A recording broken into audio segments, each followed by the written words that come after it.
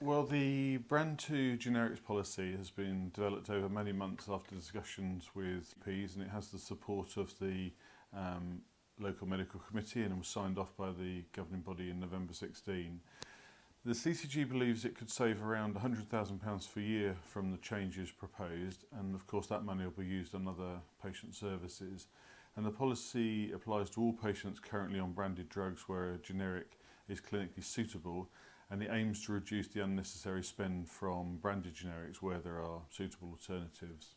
So for example, the policy kicks in when a patient wants to have Istin instead of generic amlodipine, or Lipitor instead of generic atorvastatin, when those generics are much more cost effective and clinically should be identical.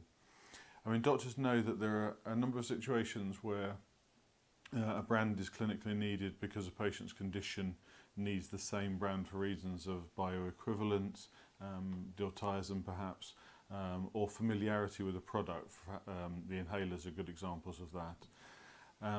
But the CCG's policy is that if there is no clinical reason to prescribe a branded drug, then in most cases the most cost-effective thing to do for the NHS is to prescribe a generic drug, and that meets the contractual need to offer an NHS prescription when it's felt clinically necessary to offer any treatment at all. Now, if the patient wants to have a branded drug, GP should offer a private prescription, and we would recommend that that's also written generically, and then patients can discuss the brand that they attain with their pharmacy or from the practice if it's a dispensing practice. And GPs can't charge for writing the private prescription, but if they're dispensing, then obviously they can charge for the drug that the patient chooses to buy. Now, if patients assert that generics are not as good or cause them specific problems, then they or their GPs should report these as defective drugs to the regulator, the MHRA. There's a link on the prescribing pages of the Referral Support Service to do this. And issues with minor side effects or the drugs not being as good should be reported to the regulator. The MHRA have a detailed guide for patients, healthcare professionals and manufacturers on this as well, and that's also on our site.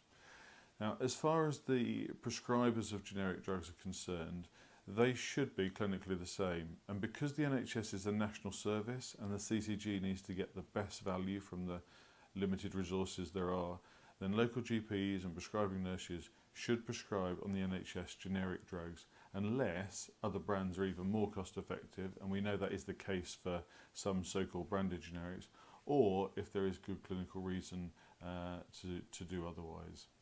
If patients want to find out more about our policies, then they can see them via the links on the Referral Support Service website, and under the RSS button there's a button towards the bottom of the page called Protocols and Policies, so you can point them to those links as well.